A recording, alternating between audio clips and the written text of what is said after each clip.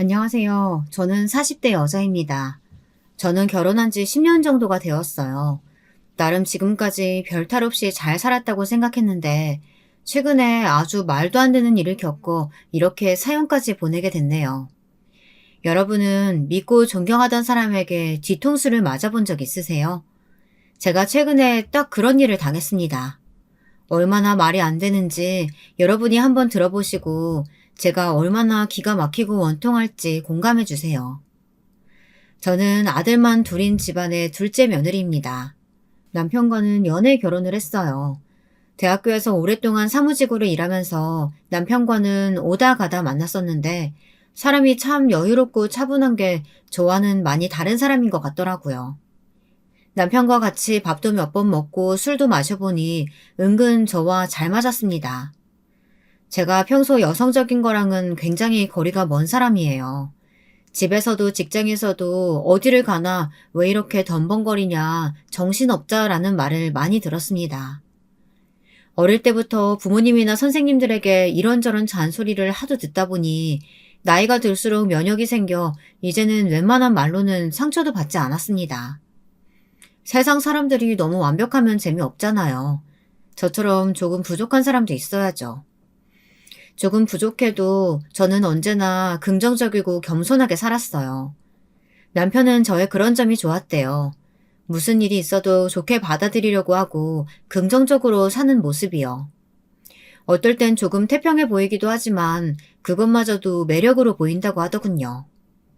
남편은 저와 데이트하는 동안 제가 어떤 실수를 해도 뭐라고 하지 않고 항상 웃고 넘겨줬어요. 그럴 수 있다면서요. 저는 남편이 바로 제가 기다렸던 사람이라는 생각이 단번에 들었습니다.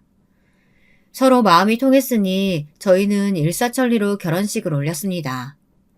항상 제가 어딘가 모자라서 시집이나 갈까 걱정하시던 부모님은 결혼 이야기가 나오자마자 서두르셨어요. 지금까지 제가 그렇게 귀찮으셨나 싶어 조금 서운하기도 했지만 그때는 제가 남편에게 푹 빠져있을 때다 보니 뭐가 됐든 결혼만 하면 된다고 좋아했죠. 문제는 결혼은 연애와 너무도 다르다는 걸 몰랐다는 겁니다. 너무 늦게 깨달아 버렸어요. 저는 결혼한 순간부터 시어머니에게 혼났습니다. 사실 혼났다기보단 그냥 매일 구박을 받았다는 표현이 더 정확할지도 모르겠습니다. 뭘 그렇게 혼났냐고요? 말하려면 끝도 없어요. 한여름에 퇴근하고 바로 시댁에 갔는데 샌들을 벗고 시댁에 들어갔더니 시댁에 오면서 예의도 없이 양말도 안 신고 왔다고 호통을 치시더라고요. 그뿐만이 아니었어요. 항상 제가 산 물건은 마음에 들어하지 않으셨습니다. 과일을 사가면 먹지도 않는 싼 거를 사왔네. 지나가다 예뻐서 옷이나 화장품을 사가면 돈을 허투루 쓴다면서 그래서 언제 돈을 모으겠냐고 하셨어요. 어머님도 참 사다 드릴 때마다 그렇게 뭐라고 하시면 저 다음부터는 정말 아무것도 안 사올 거예요. 뭐야? 네가 애초에 내 마음에 쏙 드는 걸 사면 되잖아. 저도 나름 잘하려고 한 일인데 매일같이 구박을 당하다 보면 당연히 의기소침해지죠. 하지만 일일이 말해봐야 뭐하겠어요. 고지식한 시어머니의 시집살이일 뿐인데요. 말 그대로 며느리는 뭐래도 미우니 그냥 생트집을 잡으신 거죠. 그나마 다행인 건 시어머니가 도가 지나치게 구실 때마다 남편은 제 편을 들어줬다는 거예요. 아, 어머니, 며느리도 남의 집 귀한 자식인데 그렇게 멋대로 구시지 좀 마세요.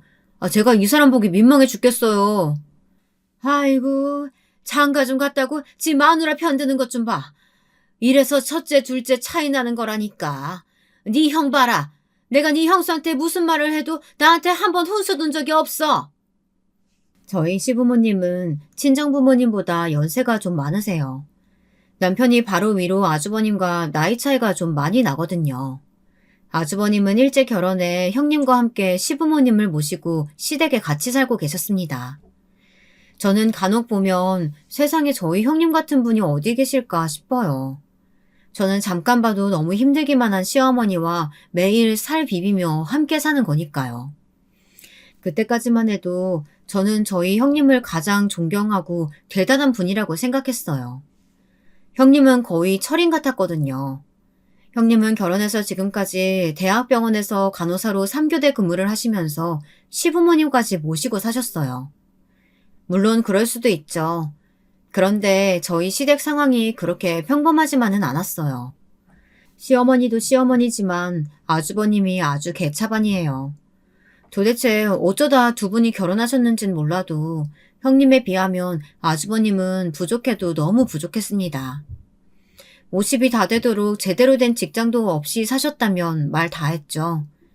아주버님은 여기저기 일용직을 전전하다가 그나마도 오래 다니질 못해서 결국 시아버님이 아시는 분에게 부탁해 운전 배달 일을 하시는데 그것도 매일 술을 마시고 늦게 들어와 새벽에 일어나지 못해 펑크를 내게 한두 번이 아니라고 하더라고요. 그런 남편과 살면서도 형님은 일절 싫은 소리 한 번 안 하시고 싸우지도 않으세요. 거기다가 시부모님을 얼마나 살뜰하게 챙기시는지 몰라요. 시어머니의 모진 구박도 다 감수하시면서요. 그런 분이 집안에 떡하니 계시다 보니 시어머니는 저를 더 마땅치 않게 여기셨죠. 당연한 게 제가 워낙 덤벙대고 차분하지를 못하잖아요. 저와 남편은 시댁에서 걸어서 5분 거리의 빌라에 살았습니다. 시어머니는 주말마다 시댁에서 함께 식사하기를 바라셨죠. 식사는 대부분 형님이 준비하셨고요. 한 번은 형님이 주말에 근무를 하게 되셔서 제가 맡아서 상을 차리고 설거지를 해야 했습니다. 사실 어려운 일은 아니에요. 형님이 미리 다 만들어 놓은 반찬과 찌개만 올리고 식사가 끝나면 설거지만 하면 되는 거니까요. 그런데 제가 어떤 애인지 아시죠? 친정부모님도 혀를 끌끌 차실 정도로 허술한 사람이다 보니 시댁에서도 매번 실수가 끊이질 않았습니다. 그날도 설거지를 하다 컵을 바닥에 떨어뜨렸어요. 다행히 깨지지는 않았는데 시어머니께서 주방으로 후다닥 오시더니 호통을 치셨습니다. 아이고 둘째 너는 설거지를 하라고 했더니만 주방에서 목욕을 한 거니? 바닥에 물 튄 것 좀 봐라. 나이도 적지 않은 애가 어쩜 설거지도 하나 못하니? 그러게요. 저도 제가 왜 이러는지 모르겠어요. 그래서 저희 친정어머니는 아예 주방에 들어오지 못하게 하셨다니까요. 저는 시어머니가 무서워서 말을 돌려보려고 농담 삼아 한 이야기였는데 시어머니 귀에는 그렇게 들리지 않으셨나 봐요. 너 지금 나한테 귀하게 자란 외동딸 상찰이라고 하고 설거지 좀 시켰다고 면박 주는 거니? 아휴, 그렇게 하기 싫으면 하지 마. 어머니, 저는 그런 게 아니라 그냥 농담으로 한 소린데. 농담? 내가 네 친구니? 어디 감히 며느리가 시어머니랑 농담 따먹기를 해? 제가 세상을 몰라도 너무 모르는 걸까요? 저는 시어머니가 하시는 말은 다 알아듣지를 못했어요. 자꾸 감히 며느리가 너는 여자애가 어떻게 살았길래 이런 식의 이야기를 아무 때나 하시는데 저는 많이 놀랐습니다. 사실 저도 알긴 압니다. 제가 며느리로서 많이 부족한 사람이라는 걸요. 하지만 아무리 그래도 살다 이런 대접은 처음 받아봤어요. 시어머니는 제게 걸레를 던지시며 당장 바닥부터 닦으라고 소리를 지르셨죠. 둘째 너 때문에 주방에 더 있다가는 미끄러져서 골로 가게 생겼다. 아휴, 빨리 바닥에 물기부터 닦아. 그때였습니다. 마침 퇴근한 형님이 거실에 계신 시아버지에게 인사를 하면서 주방으로 들어오시는 소리가 들리더라고요. 어머 동서, 일하고 와서 밥상 차리기도 힘들었을 텐데 설거지까지 하고 있었구나. 내가 와서 도와주려고 빨리 왔는데. 큰애야, 너는 시어미는 안 보이니? 으이구, 며느리가 둘씩이나 있으면 뭘 해. 마음에 드는 물건이라고는 없는데. 이러니 제가 형님을 존경하지 않을 수가 없었습니다. 시어머니가 저에게만 그러시는 거면 저도 그러려니 하겠어요. 그런데 뭐든지 척척 잘하시는 형님에게까지 모진 구박을 하시더라고요. 형님은 지금까지 어떻게 매일 고된 시집살이를 견디셨을까 싶었습니다. 형님은 퇴근하고 오자마자 식사도 안 하시고 주방 정리부터 하셨어요. 거기다가 제게 낯선 살림이라 힘들었을 텐데 고생했다고 위로를 해주셨죠. 시어머니가 말은 저렇게 하셔도 속정은 있는 분이라고 하시면서요. 형님도 아직도 부족해 매일 시어머니에게 혼나지만 그것도 그때뿐이지 뒤끝이 있는 분은 아니랍니다. 저도 저지만 형님도 정신력 하나는 정말 대단한 분이라고 인정했습니다. 형님이 대단한 건 그뿐만이 아니었어요. 보면 볼수록 아주버님이 시어머니를 많이 닮은 것 같더군요. 두 분 다 술을 너무 좋아해요. 술이야 좋아할 수도 있죠. 그런데 안 그래도 툭하면 욱하시는 두 분이 술만 먹으면 사고를 친다는 게 아주 큰 문제였습니다. 한 번은 그런 적도 있었어요. 제가 결혼한 지 얼마 안 됐을 때의 일입니다. 명절이라 저와 남편이 시댁에 갔어요. 저도 나름 아침에 눈을 뜨자마자 일찌감치 갔는데 시어머니와 형님은 벌써부터 전을 부치기 시작했더라고요. 거기다가 시어머니는 혼자 반주를 하고 계셨어요. 저는 눈치껏 곧바로 주방에 들어가 시어머니와 형님을 도왔습니다. 남편은 시아버지와 제사 준비를 하고 있었고요. 그런데 시간이 지나도 아주버님이 안 보이시는 거예요. 그래서 저는 형님에게 아주버님은 어디 가셨냐고 물었습니다. 그러자 대뜸 옆에 계시던 시어머니가 버럭 소리를 질렀어요. 둘째 너는 애가 몸만 굼뜬 게 아니라 생각도 굼뜨구나. 안 그래도 그놈의 자식 때문에 속 시끄러워 죽겠는데 왜 괜한 걸 묻고 있어? 알고 보니 저와 남편이 오기 전에 이미 시어머니와 시아버지가 한판 하셨대요. 그 전날 아주버님께서 술을 마시러 나가서는 들어오지 않으신 거였죠. 그 사실을 아신 시아버지가 새벽 내내 아주버님에게 전화를 걸었는데 아주버님은 전화도 받지 않고 지금까지 들어오질 않으신 거예요. 그런 와중에 화가 난 시아버지 앞에서 시어머니는 아주버님 편을 들었고 결국 두 분이 대판 싸우신 거죠. 거기다 대고 제가 아주버님에 대해 물었으니 시어머니의 화가 괜히 제게 튄 거였어요. 아들 새끼 그따위로 키워놓고 어디서 엄한 둘째한테 화를 내고 있어? 내가 당신 이러니까 안 된다는 거야. 그런 못난 아들놈 새끼는 매일 싸우들고 그러니까 그 자식이 정신을 못 차리지? 저는 결혼한 지 얼마 안 돼서 잘 몰랐지만 아주버님께서 술만 드시면 외박하시는 일이 자주 있는 일인가 보더군요. 저는 제가 괜한 말을 꺼냈나 싶어 눈치를 보며 조용히 이를 거들었습니다. 그때였습니다. 현관문이 열리는 소리가 들리더니 술에 잔뜩 취한 아주버님의 목소리가 거실에 울렸어요. 그리고는 곧바로 시끌벅적한 소리가 들리더군요. 저는 아주버님이 손님이라도 데려오신 건가 싶어 제가 제일 먼저 주방을 나섰습니다. 그런데 제 눈앞에 믿을 수 없는 광경이 펼쳐져 있었어요. 글쎄 아주버님께서 웬 여자들을 양쪽에 끼고 집에 들어왔더라고요. 어깨며 가슴이 훤히 드러나는 홀복을 입은 여자들을 데리고요. 너 이 자식, 네가 드디어 미쳤구나! 시아버지는 그 모습을 보자마자 뒷골이 당기시는지 뒷덜미를 잡으셨어요. 아버지, 명절이라고 집에서 전이나 부치고 제사 지내면 뭐해요? 오랜만에 가족끼리 다 모였으면 재밌게 놀아야죠. 야, 너희들 뭐하고 있어? 빨리 주방에 가서 술 가지고 와. 재수씨, 우리 같이 춤추고 노래도 부를까요? 아주버님은 완전 술에 취해 정신을 못 차렸어요. 몸도 제대로 못 가누면서 저에게 같이 춤을 추자며 제 앞에서 몸을 흔들더라고요. 형, 이게 뭐 하는 짓이야? 도대체 술을 얼마나 먹은 거야? 양쪽에 여자들을 낀 상태로 고주망태에 헛소리를 해대는 아주버님을 남편이 붙잡아 방으로 데려가려고 했습니다. 그런데 그때 시아버지께서 아주버님에게 달려들어 뺨을 찰싹 소리나게 갈기셨어요. 내가 어쩌다가 너 같은 자식을 장남이라고 낳았는지 모르겠다. 지금 당장 이 집에서 나가! 당신 미쳤어? 그렇다고 애를 왜 때려? 너희들 뭐하고 있니? 얼른 우리 집 장남 데리고 들어가. 시어머니는 저런 짓까지 하는 아들이 꼴의 장남이라고 싸고 돌았습니다. 남편은 곧바로 아주버님을 데리고 방에 들어갔고 아버님은 답답하다는 듯 가슴을 치셨어요. 시어머니는 거실에 서 있는 술집 여자들더러 당장 집에서 나가라고 소리치셨습니다. 가관인 건 그 여자들이 시어머니에게 돈을 요구했다는 겁니다. 여기까지 따라오면 아주버님이 돈을 주겠다고 했다네요. 저희 시어머니가 어떤 분입니까? 절대 돈을 주실 리가 없었죠. 그러자 여자들은 이런 경우가 어디 있냐면서 길길이 날뛰었습니다. 그때였어요. 아주버님이 그날리를 피워도 내내 주방에 계시던 형님이 그제야 거실로 나왔습니다. 그러고는 아주버님이 얼마 준다고 했냐고 여자들에게 묻더니 지갑에서 돈을 꺼내주고 돌려보냈습니다. 너는 왜 저런 년들한테 돈을 줘? 돈이 썩어나니? 그럼 어떡해요. 돈 안 주면 안 나간다는데.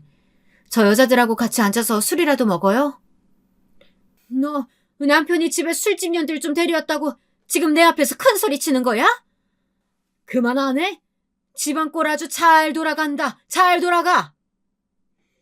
시아버지의 호통에 형님은 아무 일 없다는 듯 주방으로 돌아가 다시 전을 부쳤어요.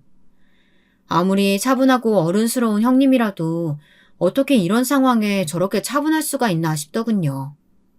형님은 오히려 제게 사과했어요. 못 볼 꼴을 보였다면서요. 저는 괜찮으시냐고 제가 마저 할 테니 좀 들어가서 쉬시라고 했습니다. 동서는 어릴 때 부모님 곁에서 곱게 자라 이런 일 낯설지? 난 동서랑 달라. 이런 일 정도는 아무렇지도 않아. 저는 형님 말에 저도 모르게 순간 어깨가 움찔거렸어요.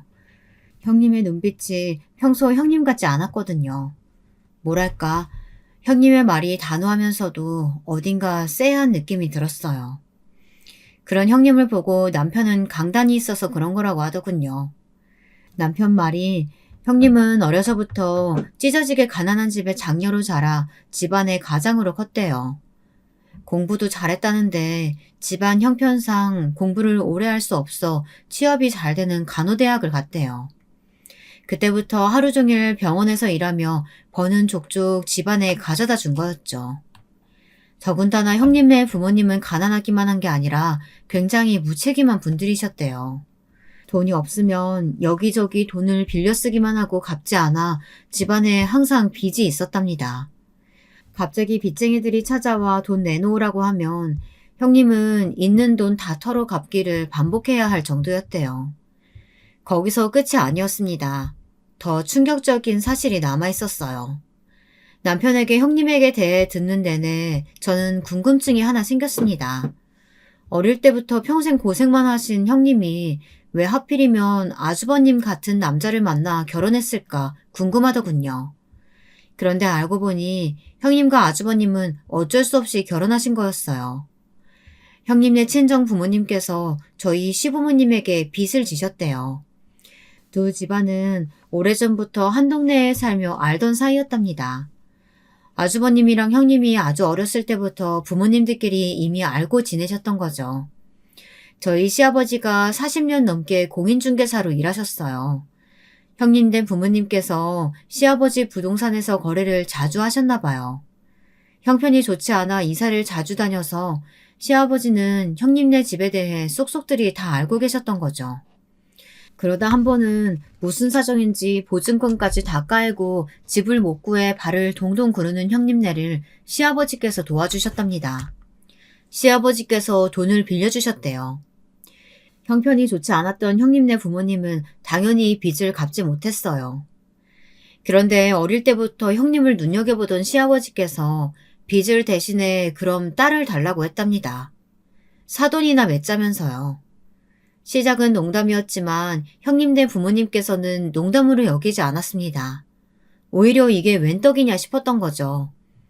지금 같은 시대에 정말 말도 안 되는 일이었지만 형님과 아주버님은 반강제로 결혼하게 됐다네요.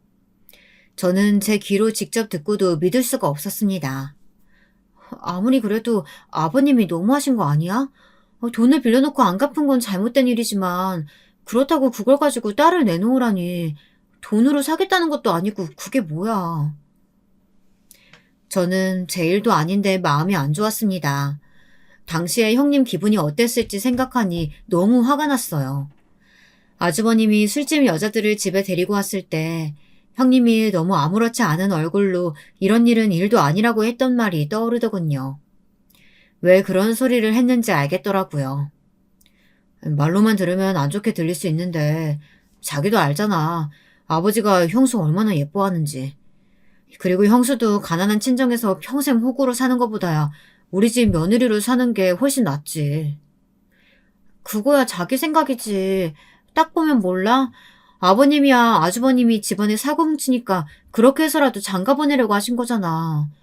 거기다 시아버지만 잘해주시면 뭘 해. 어머님 시집살이가 장난이 아닌데. 물론 남편 말이 다 틀린 건 아니라고 생각해요.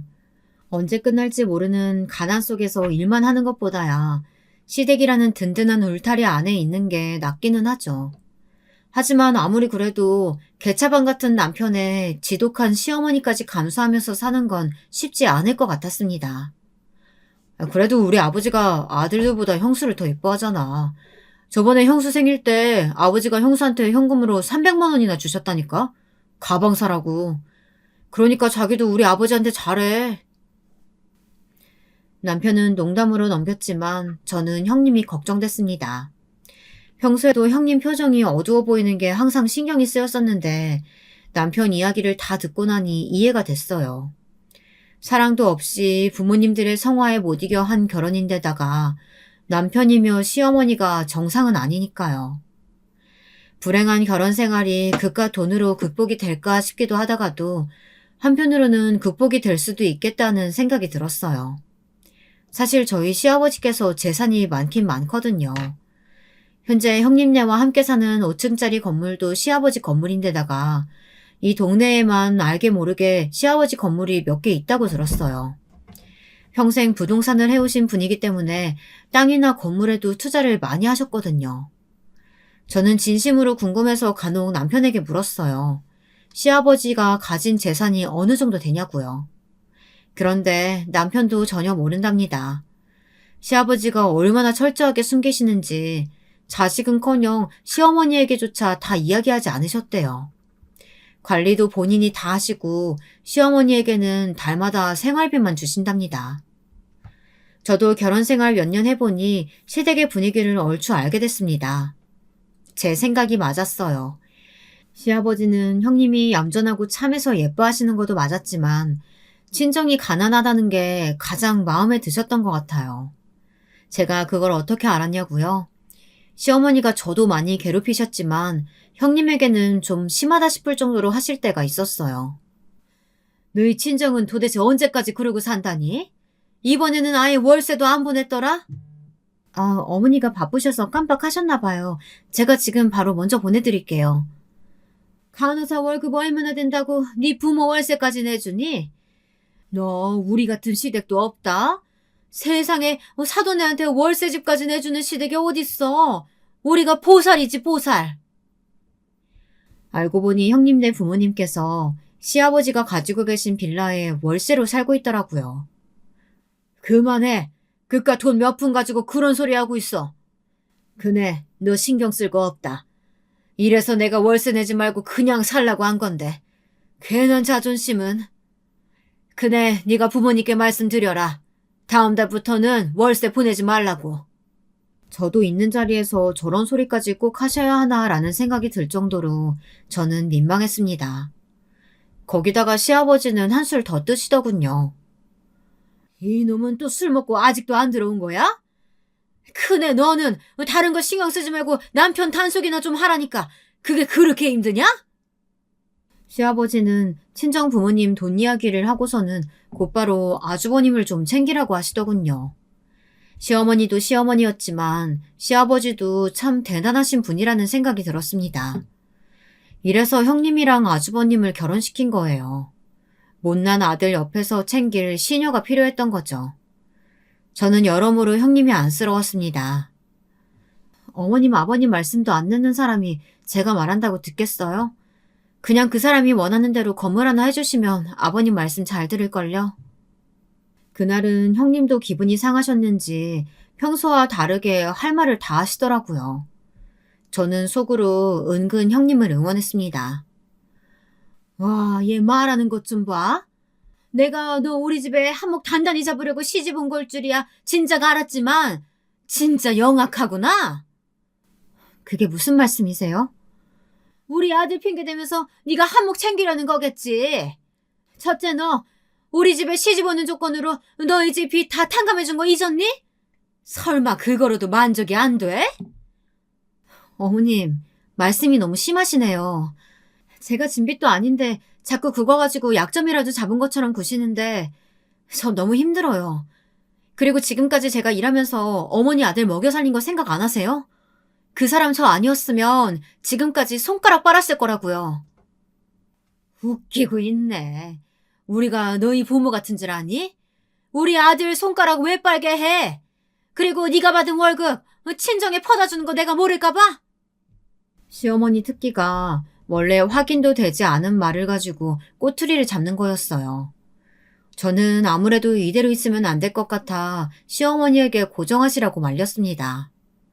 그런데 그때 형님께서 시어머니를 차가운 눈으로 확 쏘아보더니 집을 나가버리시더라고요. 그런 형님의 태도에 시어머니는 화를 내셨지만 저는 이해가 됐습니다. 오히려 지금까지 이런 모욕을 참고 사셨다는 게 대단하기만 했습니다. 그날 일이 있고 저는 걱정이 돼서 몇 번 시댁을 갔었는데요. 다행히도 전과 특별히 달라진 건 없어 보였어요. 오히려 전보다 형님과 시아버지 사이가 더 좋아 보이더라고요. 제가 갔을 때 시아버지가 식사도 안 하시고 입맛이 없다며 방에 들어가 버리셨어요. 그러자 형님이 자리에서 일어나 과일과 떡을 데워 따로 시아버지에게 가져다 드리더라고요. 저는 역시 형님이다 싶었습니다. 그런데 얼마 뒤 믿기지 않는 일이 벌어졌습니다. 갑자기 시어머니가 사라지셨어요. 아니, 집을 나가셨습니다. 믿기지 않았지만 시아버지 말씀이 시어머니께서 상간남이 있었대요. 그래서 얼마 전 갔을 때 시아버지는 식사도 못 하실 정도로 컨디션이 좋지 않았던 거예요.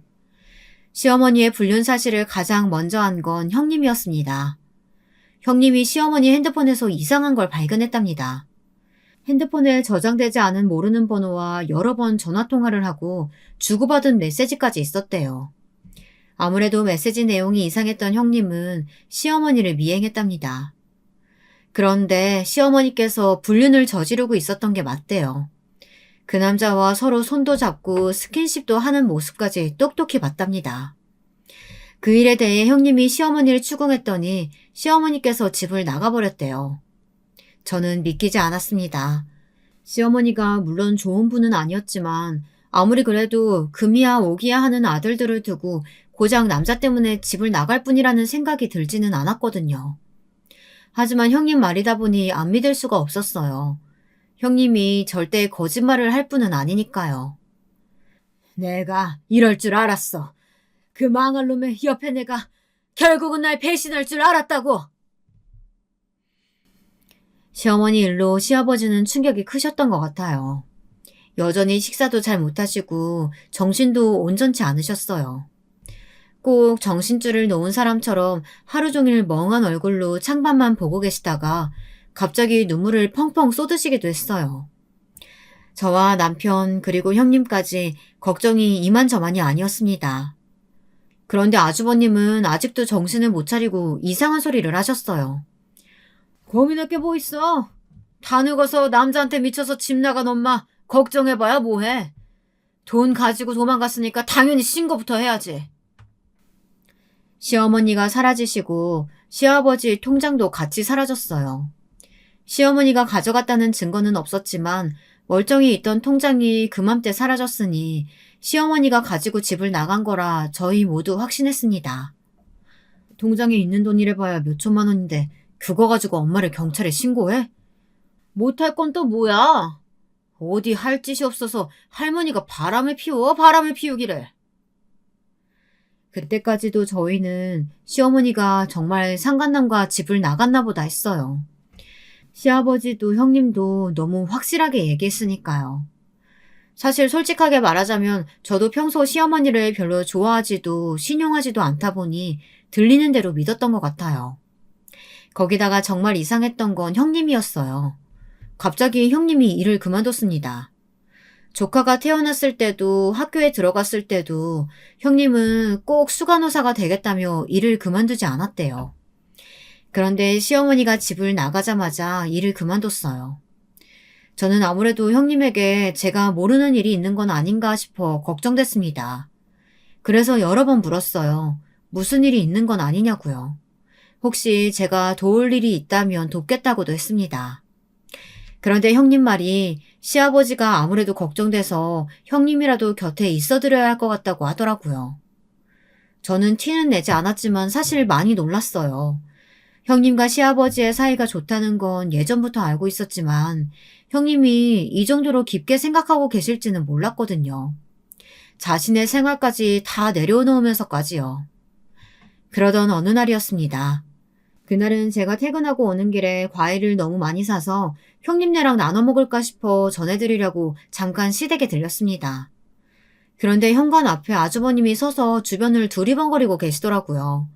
저는 무슨 일인가 싶어 아주버님에게 왜 나와 계시냐고 물었습니다. 재수씨, 혹시 오는 길에 와이프랑 아버지 못 봤어요?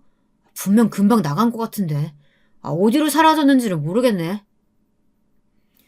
아주버님은 뜬금없이 형님과 시아버지를 찾으셨습니다. 제가 오는 길에 보지 못했다고 하자 아주버님께선 갑자기 땅바닥을 발로 쿵 차며 소리를 지르더라고요. 아이, 미치겠네. 도대체 매일 밤 둘이 어디 가는 거야? 아주버님 말에 놀라 저는 그게 무슨 말이냐고 물었습니다. 그러자 돌아오는 아주버님의 말이 아주 기가 찼습니다. 글쎄 형님께서 일을 그만두시고 난 이후 집안에 이상한 일이 한두 가지가 아니랍니다. 분명한 건 형님이 시아버지랑 자꾸만 어디론가 사라진대요. 처음엔 저녁에 함께 산책 다녀온다며 하루 이틀 나가더니 요즘은 밤낮 할 것 없이 수시로 둘이 나가 한참이 지나서야 온답니다. 시아버지는 집에 들어오자마자 피곤하다며 방에 들어가 주무셨고 형님은 아주버님이 어딜 갔다 왔냐고 물어도 별 대답이 없었대요. 그냥 시아버지께서 자꾸 소화가 안 된다고 하셔서 산책을 다녀왔다고만 한대요. 저는 형님이 뭐하러 거짓말을 하시겠냐고 했어요. 그럴 이유가 뭐가 있냐고요. 그러자 아주버님은 그냥 넘어갈 일이 아니랍니다. 분명 두 사람 사이에 우리가 모르는 비밀이 있다고요. 거기다가 시아버님이 요즘 너무 이상해지셨대요. 매일 방에만 계시면서 나오지도 않고 가끔 보면 한 얘기 또 하고 또 하고를 반복하신답니다. 저는 아주버님이 이상한 소리 하시는 거라고 생각했어요. 만약 정말로 시아버님에게 무슨 일이 있는 거라면 형님이 제게 말하지 않았을 리가 없으니까요. 아주버님 또 술 드셨어요? 형님이 매일 아버님 모시고 산책 다녀오시면 고맙다고 해야죠.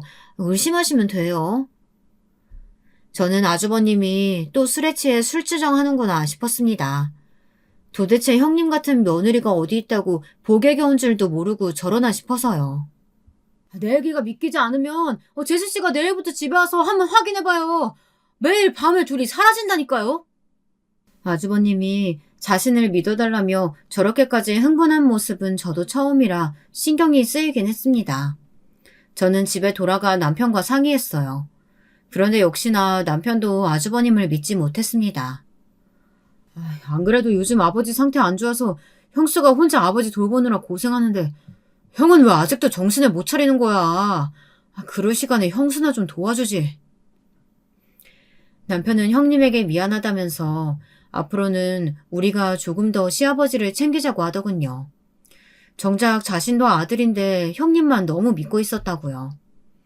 듣고 보니 남편 말이 맞았어요. 형님께서 평생 열심히 해온 병원 일까지 그만두고 시아버지를 돌보고 계신데 저희도 가만히 있을 수는 없었습니다. 첫째고 둘째고 다 같은 자식이고 며느리인데 저도 시아버지를 좀 챙겨드려야겠다 싶었습니다. 저는 퇴근길마다 시댁에 자주 들렸어요. 없는 솜씨지만 반찬도 해서 가져다 드리고 시아버지가 좋아하시는 과일이란 간식도 사서 자주 들렸습니다. 그런데 아주버님 말이 맞았어요. 그 늦은 시간에 정말 형님과 시아버지는 집에 안 계셨습니다. 하루 이틀은 저도 잠깐 산책하셨나 보다 했는데 일주일이 넘어가니 이상하긴 하더군요. 저는 남편에게 이야기했습니다. 아주버님에 이어 저까지 같은 이야기를 하니 남편도 이상하다 싶었는지 내일은 함께 가보자고 하더군요. 저희는 다음 날 바로 비슷한 시간에 시댁에 갔습니다. 역시나 집안 불이 다 꺼져 있었어요. 남편과 저는 이상해서 곧바로 아주버님과 형님에게 전화를 걸었어요. 그런데 아무도 전화를 안 받더군요. 남편과 저는 그대로 집을 나왔습니다. 그때였습니다. 계단 아래쪽에서 익숙한 목소리가 들렸어요. 뭔가 아이처럼 웅얼거리는 소리 같긴 했지만 분명 시아버지의 목소리였습니다. 저와 남편은 놀라 소리가 나는 쪽으로 따라 내려갔어요. 그런데 누군가 지하실 쪽으로 내려가는 인기척이 났습니다. 아무래도 아버지랑 형수가 지하실에 있는 것 같은데?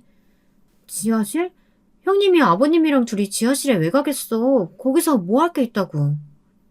저와 남편은 뭔가 불길했습니다. 아주버님 말대로 시아버지와 형님 사이에 뭔가 있다는 느낌이 들었거든요. 저희 두 사람은 세차게 뛰어대는 심장을 부여잡으며 지하실로 향했습니다. 지하실 한편에 작은 창고가 있었는데 그 안에 누가 있는지 살짝 불이 켜진 게 보이더라고요. 저와 남편은 창고로 다가갔습니다. 조심스레 문을 열고 안을 확인했더니 불만 켜져 있고 창고 안에는 아무도 없더군요. 분명 이상했습니다. 시아버지가 지하로 내려가는 걸 분명 봤는데 도대체 어디로 사라졌는지 감쪽같이 안 보이더라고요. 그 순간 이상한 점 하나가 눈에 띄었습니다. 창고 벽에 커다란 책장이 하나 있었어요. 이것저것 낡은 공구들이 아무렇게나 어질러져 있는데 그 옆으로 작은 틈이 보이더라고요. 저는 혹시나 하는 마음에 그 틈에 손을 넣어 당겼습니다. 어머, 이게 뭐야? 저는 직접 제 눈으로 보고도 믿을 수가 없었습니다. 글쎄 책장이 문처럼 열리더라고요. 그리고 그 뒤에 펼쳐진 광경은 정말 경악 그 자체였습니다. 창고 안 비밀의 벽 뒤에는 말도 안 되게 커다란 금고가 있었어요. 그 안에 있는 건 금고뿐이 아니었습니다. 저희가 애타게 찾던 시아버지와 형님이 바로 거기에 있었어요. 저와 남편도 당연히 놀랐지만 저희 두 사람의 등장에 가장 놀란 건 다름 아닌 형님 같았습니다. 동서, 여길 어떻게 찾았어? 활짝 열린 금고 안에는 현금이 다발로 높게 쌓여져 있었고 땅 문서와 매매 계약서 그리고 금두꺼비까지 있었습니다. 재벌들이 집에 금고를 숨겨두고 현금이나 금괴를 숨겨둔다는 이야기는 드라마 속에나 나오는 건 줄 알았는데 실제로 제 두 눈으로 확인해 보니 보고도 믿기지가 않더군요. 여기서 끝이 아니었습니다. 더 믿기지 않는 광경은 시아버지였어요. 이렇게까지 꽁꽁 자신의 재산을 숨겨둘 정도로 치밀하신 분이 형님에게 금고를 열어주었다는 것도 이상하지만 아버지의 행색 또한 이상했습니다. 저와 남편이 창고에 나타났는데도 전혀 신경 쓰지 않으시고 금고 옆에 작은 테이블에 앉아 크림빵을 입 주변에 다 묻히시고는 드시고 계셨어요. 그리고 우유 옆에 무슨 약인지 모를 약들이 놓여 있었습니다. 아버지, 여기 뭐야? 여기서 왜 이러고 있어? 크림빵 먹고 있지. 에이, 방해하지 마. 나 크림빵이랑 우유 먹고 얌전히 약 먹어야 우리 엄마가 상 준다고 했어. 아주버님 말이 맞았습니다. 시아버지의 상태가 이상했어요. 저는 시아버지의 모습에 놀라 어안이 벙벙해 말이 나오질 않았습니다. 아버지, 그게 무슨 소리야? 엄마라니. 여기 할머니가 어디 있다 그래? 저기 우리 엄마 있잖아. 엄마, 나 이제 약 먹을게요. 약 잘 먹으면 바로 상 줘야 돼요. 시아버지의 손짓과 말에 저와 남편은 동시에 형님의 얼굴을 쏘아보았습니다. 그러자 형님은 당황해서 어쩔 줄 모르더군요. 그러더니 한다는 말이 가관이었어요. 어떻게든 저희를 설득하려고 했지만 하나도 믿기지 않았습니다. 저는 우선 아버님이 드시려고 하는 약부터 빼앗았어요. 시아버지는 약을 달라고 제게 소리를 쳤습니다. 약 안 먹으면 상을 받을 수 없다고 울고불고 하셨죠. 저는 단호하게 약을 주머니에 챙겼습니다. 지금 눈앞에 펼쳐진 이 상황이 도대체 어떤 상황인지 알아야 하니까요. 동서 서방님, 날 왜 그런 눈빛으로 봐요? 내가 설마 정신이 상치도 않은 아버님 재산 노리고 몰래 금고라도 열었을까봐 그래요? 그럼 이게 무슨 상황인데요? 아버님 저 지경 되실 때까지 왜 우리한테 말 안 했어요? 아버님이 치매기 있으신 건 맞는데 아버님이 나한테 비밀로 해달라고 했어. 아버님 성격 알잖아. 자존심 무지 강하신 거. 어머님 일도 있었는데 아들들한테 또 상처 주기 싫으시다면서 당분간 비밀로 해달라고 하셨어. 처음엔 저도 남편도 형님 말에 깜빡 속아 넘어갈 뻔했습니다. 그럴 만한 게 평소 형님이 시부모님께 워낙 잘했어야 말이죠. 그런데 다음날 바로 모든 진실은 밝혀졌습니다. 형님이 시아버지에게 밤마다 먹인 약에 대해 알게 되자 모든 비밀의 실타래가 풀렸어요. 그 약봉지에 적혀있던 약국 번호로 전화를 했는데 글쎄 그게 약국 전화번호가 아니더라고요. 집에서 멀지 않은 곳에 위치한 정신병원이었습니다. 저와 남편은 곧바로 그 병원으로 찾아갔어요. 그리고 병원 관계자에게 상황을 설명했죠. 치매 증상이 있으신 시아버지께서 여기서 지어주신 이 약을 먹고 계셨다고요. 그러자 그 정신병원에 근무하는 약사가 너무 놀라더군요. 절대 그럴 리가 없는데 어떻게 그런 일이 일어날 수 있냐고요. 그리고 지금 당장 못 드시게 하시고 바로 병원부터 가서 담당의에게 이야기하라고 했습니다. 약사 말이 이 약은 이 병원에 있는 알코올 중독 환자들에게만 처방된 약인데 도대체 어디서 구한 거냐고 따져 묻더라고요. 병원 특성상 약물이 외부로 유출됐을 리 없다고요. 저희도 답답해 미칠 노릇이었습니다. 시아버지가 치매 증상이 있기는 해도 여긴 알코올 중독 전문 정신병원인데 여기서 약을 지었을까 싶어서요. 약사는 곧바로 병원 기록을 확인해 줬습니다. 그런데 시아버지가 병원에 온 기록은 없었어요. 잠시 뒤 놀랄만한 일이 벌어졌습니다. 이 약의 주인을 찾았어요. 병원 직원과 약사가 진료 기록을 보면서 중얼거리는 소리를 들었는데 그중 익숙한 이름이 들렸거든요. 바로 저희 시어머니의 이름이었습니다. 저와 남편은 놀라 곧바로 저희가 아는 이름이라고 혹시 이 병원에 계신 거냐고 물었습니다. 병원 직원은 바로 주민번호와 이름을 확인했어요. 네, 맞았습니다. 상간남과 집을 나갔다는 저희 시어머니께서 바로 이 정신병원에 계셨습니다.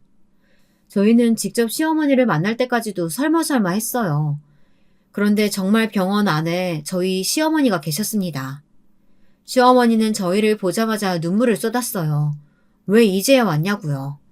바짝 말라 엉망이 된 시어머니의 얼굴을 보는데 절로 저까지도 눈물이 나더군요. 정말 몰랐습니다. 지금까지 시댁에 가까이 살면서 제가 이 정도로 가족들에게 무지했나 싶었어요. 저도 남편도 그리고 시아버지, 시어머니까지도 모두 형님을 너무 믿고 있었던 거죠. 형님 말만 믿고 있었던 자신이 너무 미웠습니다. 이야기는 이랬어요. 형님이 언제부터 이 계획을 짰는지는 모르지만 꽤 오랫동안 혼자 준비한 것 같더군요. 처음에 이 집에 시집 온 게 부당하다고 생각해서 그런 건지 아니면 결혼하고 보니 시어머니가 말도 안 되는 거로 본인을 괴롭히니 그거에 화가 나서 그런 건지 지금까지도 모릅니다. 형님이 말하지 않고 있거든요. 하지만 아무리 그렇다고 해도 방법이 아주 잔인했어요. 시어머니가 술을 좋아하시기야 했지만 항상 술에 취해서 저희를 구박하신 건 아니었어요.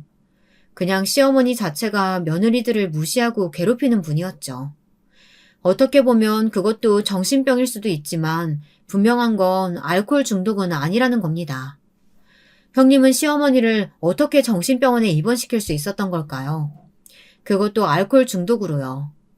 알고 보니 형님을 시어머니가 구박할 때마다 술을 먹고 자신에게 심하게 행동한 것처럼 일일이 다 녹취하고 동영상도 찍어놨더라고요. 역시나 저와 달리 철두철미한 사람이었습니다. 거기다 하루는 아예 작정하고 시어머니를 자극했답니다. 집안에는 아무것도 없었고 어머니와 형님 둘뿐이었대요.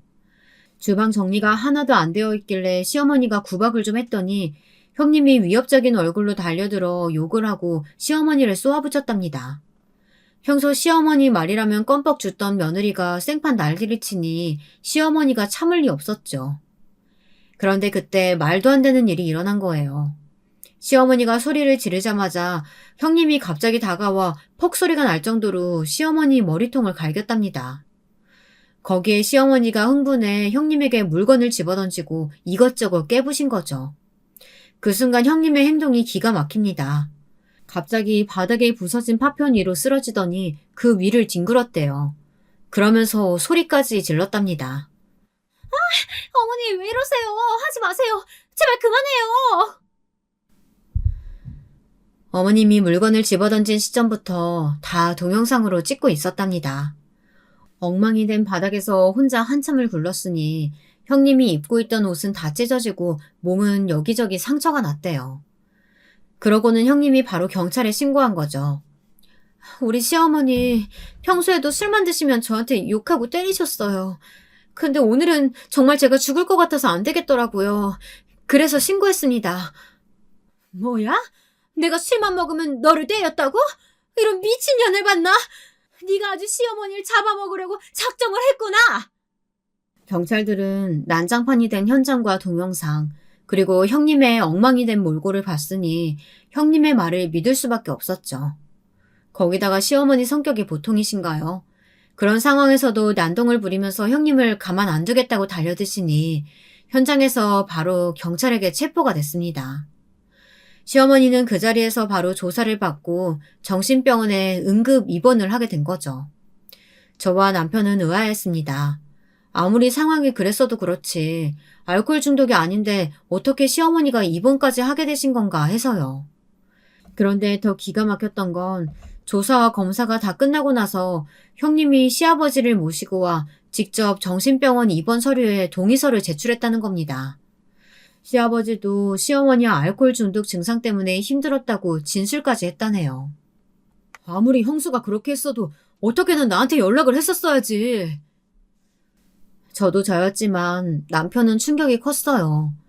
지금까지 이런 정신 나간 여자를 믿고 부모에게 안일했었다는 게 후회가 된다면서 시어머니를 안고 주저앉아 한참을 울었습니다. 네 형수가 보통 년인 줄 알아? 네 아버지 먹는다는 그 약, 그거 내가 준 거야. 네 형수가 나한테 일주일마다 한 번씩 면회 올 테니까 미리 약 하나씩 빼돌려 놓으라고 했어. 그거 자기한테 달라고. 자기가 시키는 대로 해야 여기서 빼준다고. 세상에 이런 반전이 있을 수 있을까요? 저는 그런 여자를 지금까지 대단하다고 존경했습니다. 저는 이야기를 들으면 들을수록 믿기지 않아 입이 다물어지지 않더군요. 저와 남편은 곧바로 시어머니를 모시고 병원에서 나왔습니다. 그리고 경찰서부터 가서 사건 접수를 했어요.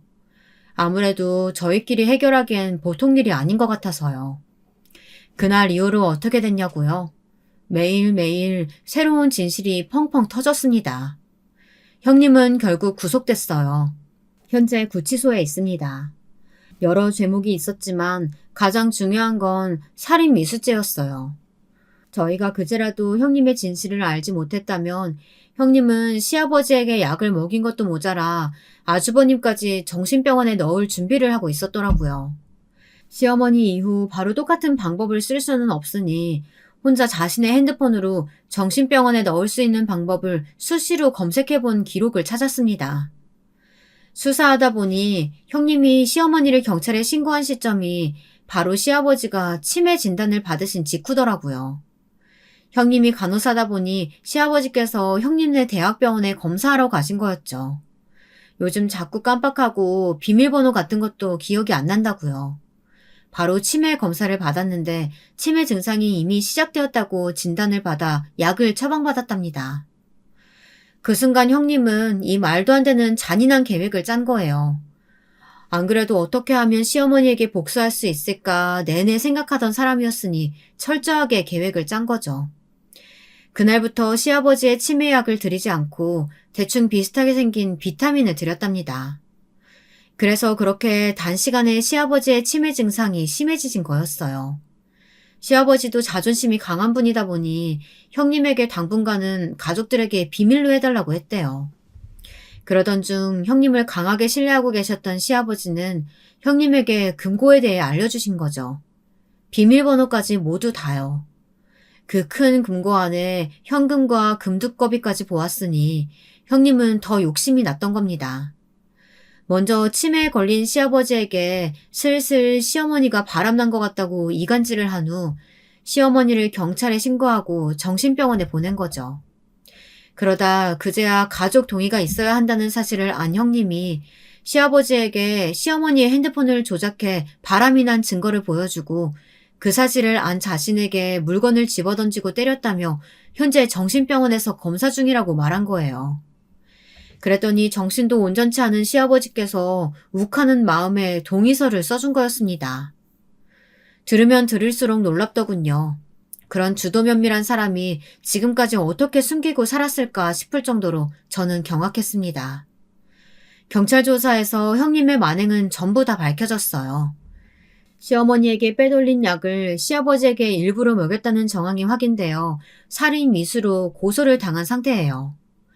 치매 환자에게 정신과 약을 먹이면 부작용으로 공격적인 증상이 더 강해지기도 하지만 심하면 신체적 손상까지 올 수 있다네요.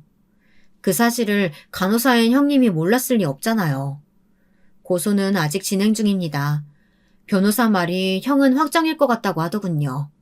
그거야 당연한 일이지만 저희에게는 씻을 수 없는 상처가 남았으니 이 상처들을 어떻게 회복해야 할지 모르겠네요. 물론 시부모님도 아주버님도 형님에게 너무한 부분들이 있습니다. 어쩌면 저와 남편도 가족들에게 너무 소홀했는지도 모르고요. 하지만 그 죗값이 너무도 가혹했습니다. 시어머니는 그때의 충격으로 쇠약해지셔서 아예 집 밖으로 나가질 못하세요. 누구도 믿지 못하겠다면서요. 시아버지는 요양원에 계십니다. 손 쓸 수 없을 정도로 치매가 심해지셔서 집안에서 생활하는 게 불가능할 정도로 공격성이 강하시거든요. 평생을 모아둔 재산을 어디다가 숨겼는지도 기억 못하실 정도로 상태가 좋지 않습니다. 거기다가 시어머니께서 바람을 피웠다고 이미 확신하고 계셔서 그에 대한 분노가 가장 컸습니다. 시어머니만 보면 물건을 던지고 화를 내셔서 도저히 두 분이 한 집에서 사실 수가 없는 지경이었죠. 그래도 아주버님께서 이 일로 많은 생각을 하셨는지 시어머니를 돌보면서 같이 살고 계세요. 어쩌다 이런 일이 생겼는지 모르겠습니다. 가장 가깝다면 가까운 사람들끼리 서로에게 상처 주고 상처받다 결국 이런 사달이 나버렸죠. 저와 남편은 지난날 저희가 놓치고 있었던 부분을 반성하며 노력하고 있습니다. 시아버지에게 자주 찾아가고 있고 시어머니와 아주버님과도 자주 시간을 보내려고 노력하고 있습니다. 이 상처가 형님이 감옥에 가게 된다고 해서 사라질지는 모르겠지만 그래도 이겨낼 수 있는 방법을 찾아보려 노력하는 중이에요. 여러분도 우리 가족 많이 응원해주세요. 지금까지 기나긴 저의 이야기 들어주셔서 감사합니다.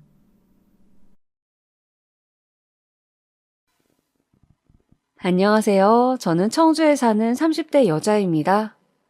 다른 곳에 사연을 보내는 것보다 제가 겪은 일을 여기에 풀면 더 많은 분들의 현명한 조언을 얻을 수 있을 것 같아 용기를 내보게 되었네요.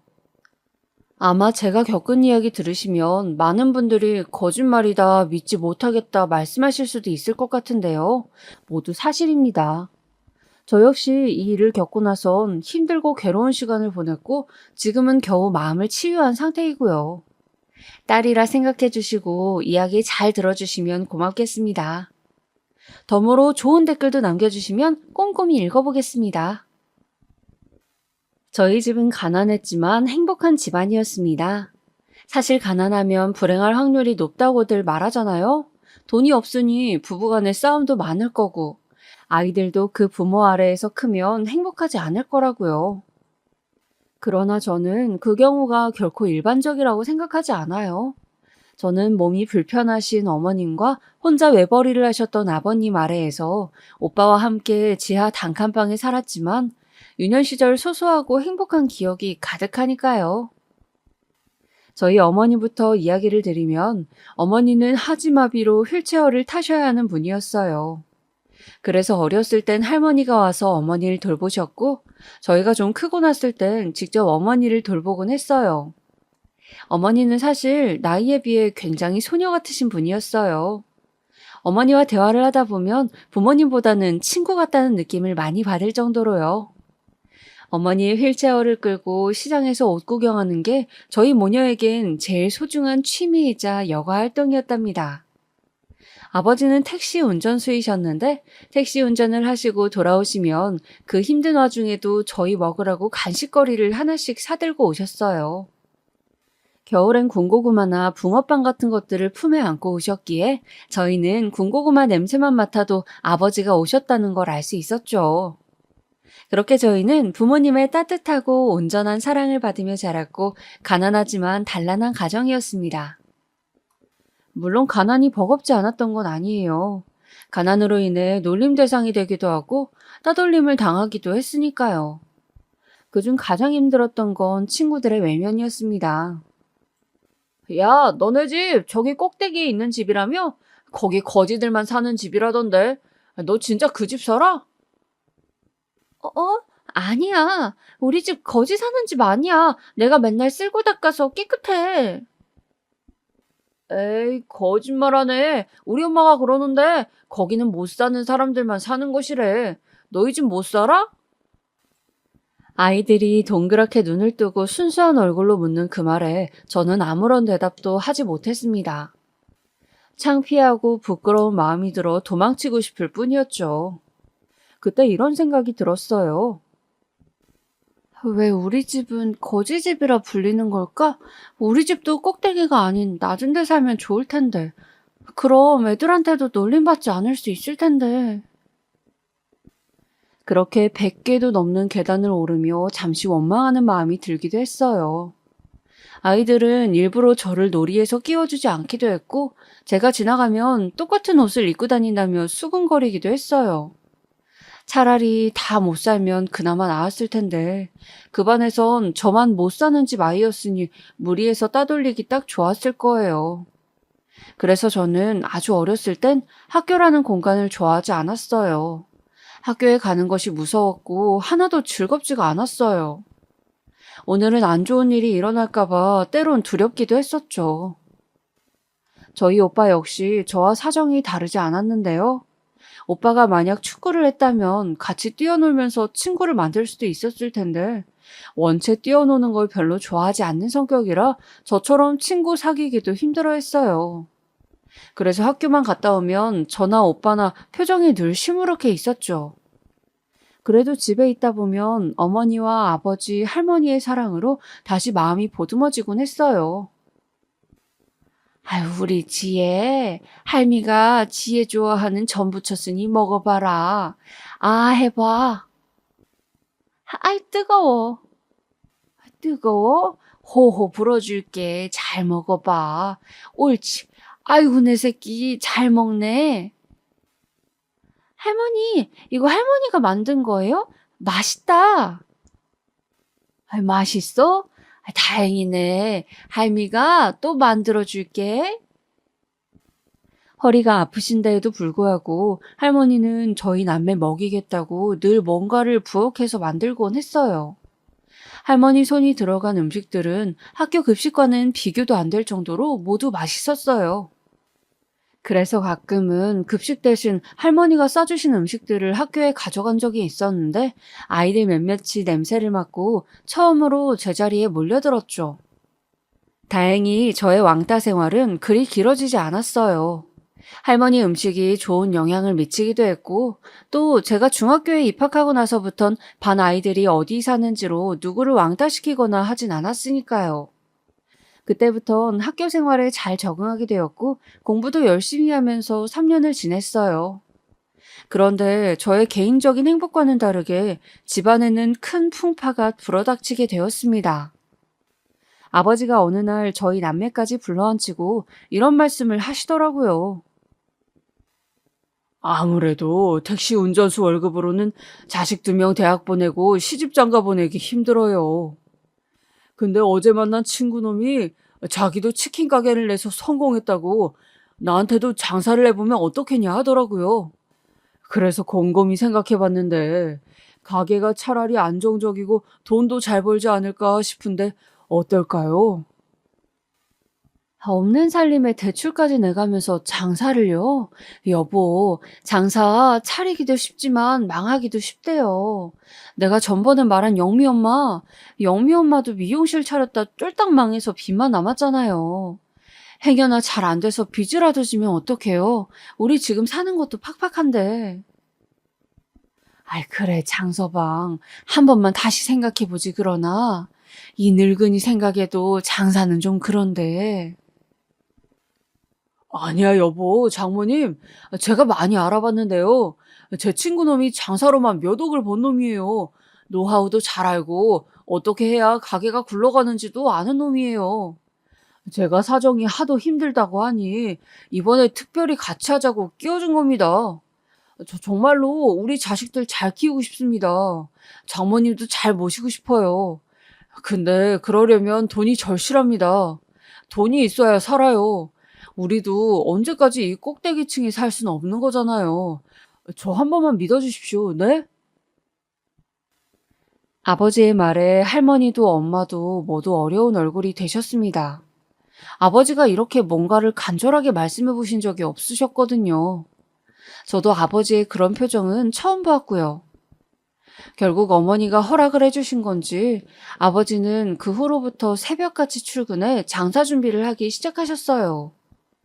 아버지가 시작하신 치킨 가게는 다른 집보다 조금 저렴한 가격에 치킨을 파는 프랜차이즈 가게였는데요.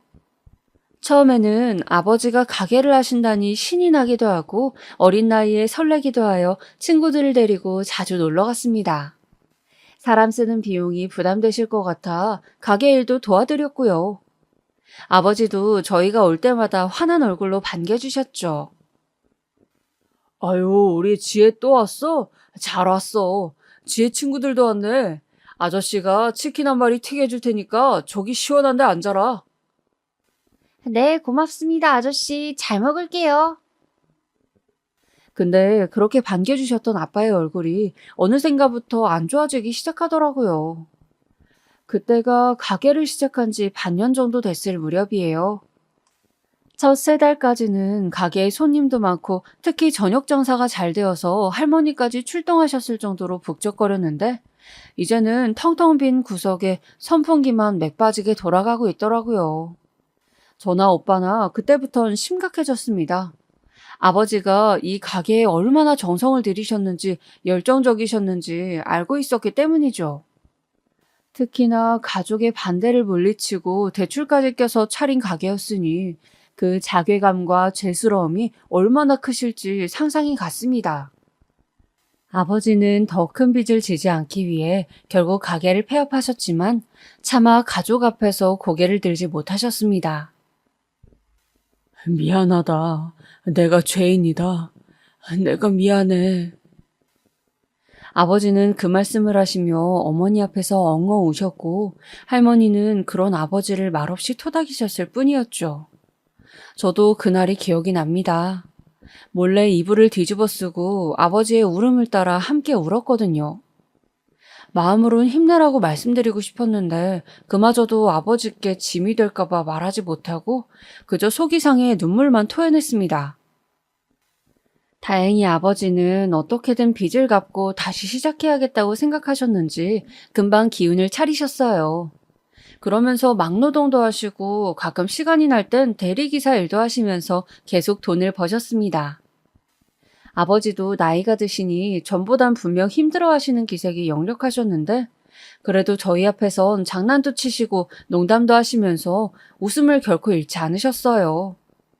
아마 저희가 걱정하는 거 아니까 그래서 더 그러셨을 거예요. 힘들어도 힘들지 않은 척, 괜찮은 척 하시면서 아버지 역할을 해내시려고요. 그런 아버지의 노고를 하늘이 알아줘서일까요? 힘들었던 저희 집에도 좋은 일이 생겼는데요. 바로 저희 오빠가 전액장학금으로 대학에 입학을 하게 된 것이에요.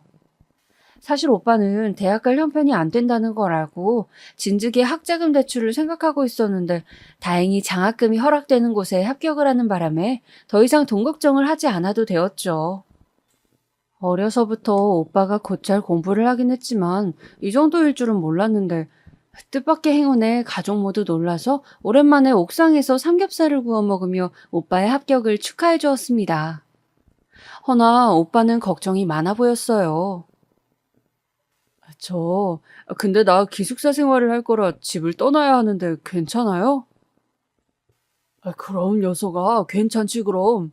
설마 서울에 있는 대학교를 집에서 통학할 생각이었어? 아니, 그건 아닌데. 그냥 떠나려니까 어머니 돌봐줄 사람도 있어야 하는데 걱정이 되어서요.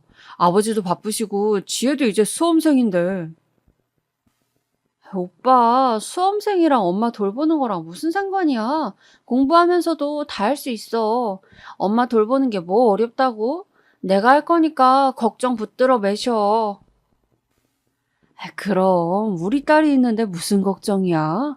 넌 가서 공부나 열심히 해. 요즘 젊은 애들처럼 연애도 하고 여자친구 생기면 엄마도 보여주고. 어머니의 말에 오빠는 쑥스러운 표정으로 머리를 긁적였습니다. 연애, 오빠와 가장 안 어울리는 단어였죠. 공부밖에 모르는 우리 오빠가 연애를 할 날이 올까 저도 궁금해하며 오빠를 그렇게 서울로 보냈습니다.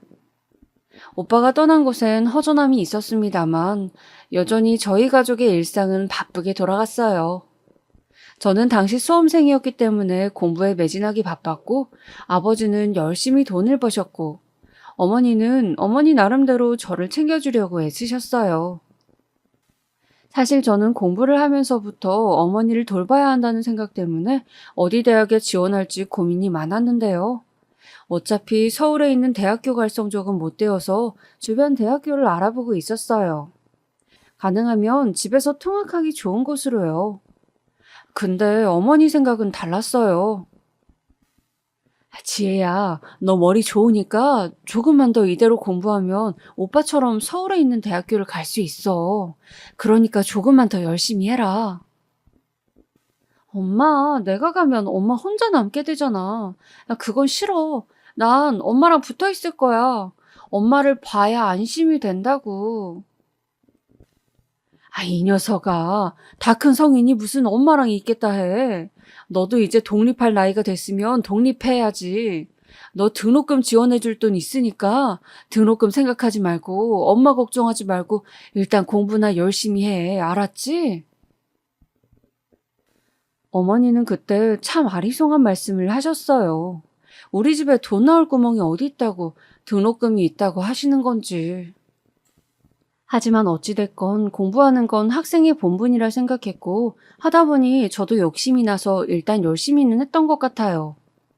그 결과 담임선생님의 권유로 서울에 있는 괜찮은 대학교에 넣어봤는데 예상치 못한 결과가 나왔어요. 제가 합격은 아니었지만 예비번호 1번이더라고요. 그러니까 합격자 중에 누군가 입학을 하지 않으면 제가 그 대상자가 되는 거였습니다. 당시 예비번호 1번이면 가능성이 아주 높았기 때문에 담임선생님은 무척 기뻐하셨어요. 근데 저는 전혀 기쁘지가 않았어요. 엄마 얼굴이 먼저 어른거렸죠. 합격한다 쳐도 등록금을 내야 하는데 짐이 될까봐 돈 걱정이 더 앞섰고요.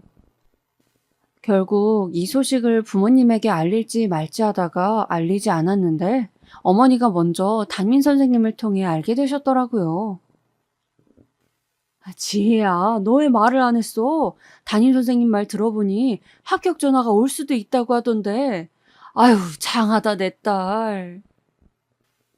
엄마, 나 그냥 대학 안 갈 거야. 뭐? 아니, 그게 무슨 말이야? 대학을 안 간다니? 안 가도 돼. 나 대학 안 가고 바로 취업해서 돈 벌고 싶어. 거기다 얹혀진 저의 폭탄 발언에 어머니는 더욱 놀라셨죠. 사실 대학이 아닌 바로 취업해야겠다는 생각은 그날 처음 한 것이 아니었어요. 오래전부터 대학과 취업을 두고 고민해 왔었는데 막상 눈앞에 보인 대학 등록금을 보니 이 돈을 갚으며 살 바에야 차라리 취업을 해서 집안의 보탬이 되어야겠다는 생각이 확고해졌어요. 그런데 어머니는 눈물로 절대 안 된다고 호소하셨습니다. 내가 널 어떻게 키웠는데 그런 말을 하는 거야. 네가 대학을 안 가겠다는 건 나 때문이라는 건데. 내가 그럼 자식 집이라는 소리밖에 더 되니? 어? 엄마 마음 생각해 주는 건 고맙지만 그건 엄마가 바라는 게 아니야. 엄마가 바라는 거 아직도 모르겠어? 엄마가 바라시는 거 제 행복이셨죠. 저의 행복. 그래서 제가 지고 말았어요. 추가 합격 전화를 받고 난 후 어머니가 주신 등록금으로 학교를 등록했고 집을 떠났으니까요. 근데 어머니께 이 돈이 어디서 난 건지 궁금해 물어보니 할머니께서 예전부터 저희 대학 가면 주시려고 조금씩 국가에서 나오는 돈을 모아놓으셨다고 하더라고요. 그 돈이 얼마나 된다고 먹을 거 아껴가면서 손주 위에 모으셨단 소리에 그만 눈물이 터져 더 걸을 수가 없었습니다. 허리가 많이 아프셔 이젠 움직이지 못하는 할머니에게 전화해 너무 감사해요 할머니라는 말을 전하고 나서야 겨우 발걸음을 떼었죠. 대학교에 들어간 이후에도 저는 2주에 한 번씩 꼬박꼬박 집에 내려왔습니다. 어머니를 보기 위해서였죠. 사실 더 자주 오고 싶었지만 대학교에 와서 해야 할 과제 양도 상당히 있기 때문에 2주에 한 번이 최선이었어요. 고향으로 내려가는 시간은 지루하긴 했지만 가족을 본다는 생각을 하면 버틸만 했어요. 그러다 고향이 같아서 함께 내려올 수 있는 이성 친구 한 명을 사귀게 되었는데요. 그 남자애 역시 저희과 사람이었고 2주에 한 번 정도 고향에 내려오는 친구라 거리낌 없이 동행하게 되었어요. 너 아니었으면 가는 길이 좀 외로웠을 것 같은데 친구 생겨서 좋네. 그러게나 말이다. 아, 맞다. 너 저번에 교수님이 내주신 그 과제 했어? 아직 안 했으면 나 보여주면 안 돼? 가이드라인이 없어서 헷갈려. 그래, 자, 여기. 더군다나 그 남자애는 성격도 좋았고 친절했어요. 왜 그런 스타일 있잖아요? 누구에게나 친절하고 잘해주는 스타일. 거기다 외모도 훈훈했기에 학교 내에서 인기가 많았죠. 저는 그런 남자애와 2주에 한 번씩 만나 같이 고향에 내려갈 수 있다는 게 나름 행운이라고 생각했어요. 가는 동안 휴게소에 들려 맛있는 것도 사 먹고 돌아올 땐 노래방도 가는 등 같이 시간을 보낼 수 있었으니까요. 그런데 어느 날 갑자기 저를 잡고 충격적인 말을 하더라고요. 너는 근데 안 그렇게 생겨서 눈치가 되게 없다. 내가 너 좋아하는 거 모르겠어? 나 지금까지 티 엄청 냈는데 티 안 나? 어? 네가 날 좋아한다고? 왜? 순간 너무 당황스러워 왜라는 말부터 튀어나갔습니다. 제가 얼굴이 이쁜 것도 아니고 딱히 잘난 것도 없는데 평범한 저를 왜 좋아하는지 이해가 안 되었으니까요. 근데 제 말에 그 남자애는 더 어처구니 없단 표정으로 그러더군요. 왜라니? 네가 이쁘니까 그러지. 처음 봤을 때부터 이쁘다고 생각했어. 그래서 일부러 너 따라 고향 내려간 거고.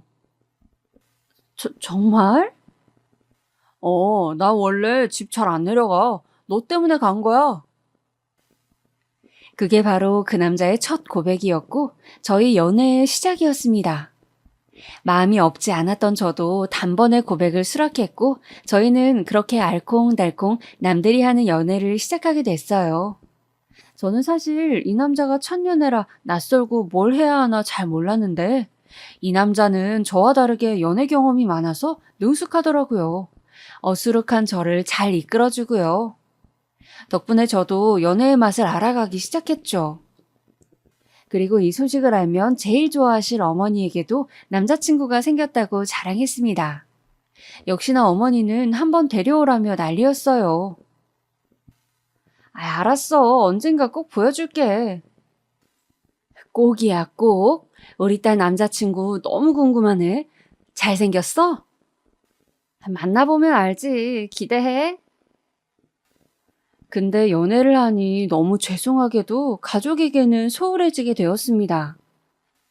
오빠랑은 같은 서울에 살아서 종종 만나 저녁도 먹기도 했는데 아무래도 지방 사는 어머니와 아버지를 한번 만나러 가면 하루에서 이틀 정도를 쓰게 되니 그 시간에 자꾸 데이트를 하게 되더라고요. 심지어 그렇게 갈게 하면서 거의 2달 가까이를 가지 못한 적도 있었어요. 어머니는 괜찮다고 하셨지만 괜히 죄책감이 들었죠. 그리고 전 몇 달 후 이 일을 두고두고 후회하게 되었는데요. 어느 날 아버지로부터 전화가 왔습니다. 아버지는 잠깐 고향에 내려올 수 없냐고 물으시더라고요.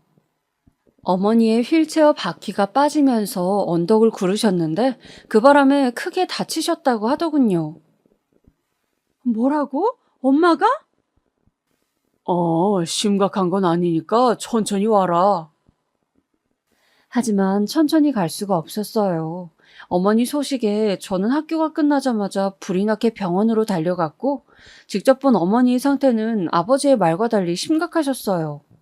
여기저기 상처가 너무 많았고, 심지어 어머니 본인도 꽤 아파하고 계셨습니다. 저는 엄마를 부르며 주저앉았고, 어머니의 다독임에 간신히 진정을 했죠. 하지만 더 걱정이 있었으니 어머니를 당장 간호할 사람이 아버지밖에 없다는 거였어요. 아버지는 매일같이 일을 나가셔야 하는데. 근데 오빠가 제 생각을 눈치챘는지 먼저 그러더군요. 내가 당분간 여기서 어머니 돌보기로 했으니까 너는 돌아가. 오빠 학교는? 나 잠시 휴학했어. 돈도 벌 겸. 등록금 말고도 기숙사에서 생활하면서 드는 생활비가 있잖아. 그거 해결하려고 과외하고 아르바이트 했는데 아무래도 학교 생활하면서 하는 건 한계가 있더라. 그래서 이왕 돈 버는 거 한 학기 휴학하고 많이 벌려고. 어쨌든 오빠가 여기 집에서 살면서 엄마 간호할 수 있으니까 너는 걱정하지 말고 가도 돼. 아이, 오빠가 그래준다니 너무 고마운데. 그럼 오빠 돈 버는 건? 한 학기 휴학한다 했잖아. 넉넉해. 여기서 엄마 간호 충분히 하고 다시 서울 가서 돈 벌어도 돼. 오빠는 걱정 말라며 끝까지 저를 안심시켰어요. 덕분에 저는 서울로 다시 올라갈 수 있었고, 계속 엄마 걱정이 되긴 했지만 오빠와 문자를 주고받으며 마음을 가라앉히곤 했습니다. 우리 오빠지만 그때 참 듬직하다는 생각이 들었어요. 늘 알게 모르게 조용히 가족을 위해 희생해 주었던 오빠. 남들은 오빠랑 싸우기도 많이 싸운다고 하는데 어렸을 때부터 그저 우애 좋게 지냈던 걸 생각하면 아마 오빠가 저를 많이 배려해주고 이해해 주었을 거란 생각이 들더라고요. 어렸을 땐 몰랐지만 말입니다. 학교에 돌아와선 남자친구가 역시 이 일을 많이 걱정해 주었어요. 옆에서 위로도 해주고 어머니 나으시면 얼른 보러 가자는 말도 했었죠. 그리고 바로 시험 기간이 닥쳤기 때문에 저는 오빠와 어머니를 뒤로하고 열심히 공부에만 매진했었습니다. 당시 저에겐 성적장학금이란 목표가 있었는데요. 할머니 돈을 조금이라도 덜 쓰고 제 힘으로 해결하고 싶었기에 남자친구가 말릴 정도로 공부만 죽어라 팠어요. 하지만 그러던 중 너무 충격적인 제 인생에서 결코 잊을 수 없는 일이 터지고 마는데요. 불현듯 새벽에 문자 하나가 와 있었습니다. 당시 저는 시험 기간이라 새벽까지 공부를 했기에 깨어 있었고요. 문자의 내용은 이번에도 아버지로부터 온 것이었어요. 지혜야, 오빠가 많이 위급하구나. 이 한마디였습니다. 어머니가 다치셨을 땐 심각한 거 아니라고 하던 아버지께서 위급하다는 말씀을 하셨습니다. 그 순간 거대한 망치로 맞는 듯한 충격이 가해졌어요. 도착했을 땐 오빠는 수술실에 들어가 있었고 어머니와 아버지께선 기도를 하고 계셨어요. 그때 저는 알았습니다. 오빠의 상태가 무척 심각하다는 것을 몸으로 체감했습니다. 아버지는 저를 보자마자 침착하려 애쓰시며 사고를 설명해 주셨어요. 네 오빠가 엄마 휠체어를 끌고 산책 중이었는데 어떤 아이가 빨간불에 횡단보도를 건너려 했나 봐. 근데 마침 버스가 오고 있고 그래서 네 오빠가 아이를 막으려고 혼자 뛰어나가다가 그만 차 바퀴에 다리가 깔렸단다. 그래서 수술 중이란다. 애쓰시려 하는 아버지 목소리엔 떨림이 가득했습니다. 그리고 뒤이어 어머니는 울음을 터뜨리시며 말씀하셨어요. 다 나 때문이다. 내가 산책만 나가지 않았어도 이런 일이 없었을 텐데. 어머니의 울음소리에 머리가 멍해지는 기분이었습니다. 삐 하는 이명이 계속해서 들려왔어요. 오빠의 수술은 꽤나 오래 걸렸습니다. 중환자실에 옮겨지기 전 의사에게 들을 수 있었죠. 오빠의 한쪽 다리를 절단했다는 것을요. 오빠가 영원히 한쪽 다리를 잃은 채로 살아야 한다는 것을요. 마취에서 깨어난 오빠를 처음 맞이한 건 저였습니다. 오빠. 지혜야, 혹시 나 다리가 없니? 다리가 보이질 않아. 저는 그 말에 아무 말도 할 수가 없었어요. 그저 울기만 했고 오빠는 그제야 알아챈 듯 했습니다. 오빠는 망연자실한 얼굴로 자신의 없어진 다리를 바라보았습니다. 제가 오빠라고 부르자 울음을 겨우 삼키는 모습을 보였죠. 그리고 제가 이 소식을 어머니와 아버지에게 전하자 어머니는 오열하셨고 아버지는 그저 고개를 떨구셨습니다. 오빠는 치료 과정 내내 무척 아파했습니다. 다리가 절단되었음에도 불구하고 계속 다리 부근에 통증을 느꼈는데 그 통증이 심한 나머지 진통제를 맞아야 했습니다. 또한 다리가 썩지 않기 위해 하루에 2번 정도까지도 소독을 해야 했는데 비명까지 지르며 아파했어요. 그 모습을 보며 저희 가족은 모두 피눈물 나는 심정으로 같이 고통스러워했습니다. 무엇보다 오빠는 정신적인 트라우마가 생겼는지 우울감에 아무것도 하지 못했습니다. 먹지 못해 뼈밖에 안 남아있는 상황에서도 다리 없이 살아야 한다는 사실을 받아들일 수가 없다며 벽만 쳐다보고 있었어요. 정신과 치료를 받아도 그대로였죠. 오빠 제발 괜찮아. 한쪽 다리로라도 살 수 있어. 이렇게 말하고 싶었지만 오빠에겐 이 위로마저 그저 참혹하게 느껴질 것 같아서 더더욱 말할 수가 없었습니다. 그나마 이런 상황에서 힘이 되어주었던 건 아버지였습니다. 아버지는 장애를 앓으시는 어머니를 겪으시고 이제 또 장애인이 된 아들까지 둔 상황이셨지만 그럼에도 희망을 놓지 않으셨습니다. 가족이 다 같이 아파하는 건 원하지 않는다고 저라도 건강하고 힘내야 한다며 늘 저를 꼭 안아주시곤 했어요. 아마 아버지가 아니었더라면 우리 가족 모두 너무나 힘들어했을 겁니다.